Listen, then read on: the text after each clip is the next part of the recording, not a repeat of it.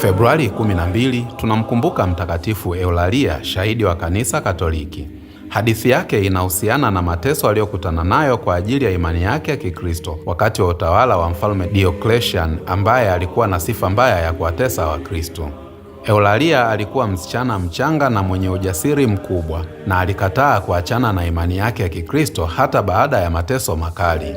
Alikamatwa na kuletwa mbele ya Mfalme Diocletian na alikataa kuabudu miungu mingine. Kama adhabu kwa msimamo wake, aliteswa kwa njia nyingi za kikatili. Alichomwa na vitu vya ncha kali, kupigwa na kutupwa kutoka kwa jukwaa kubwa hadi kufa.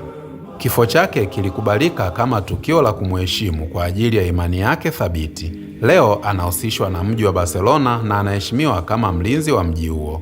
Kuna mengi ya kujua kuhusu watakatifu. Tafadhali tembelea mitandao yetu ya kijamii.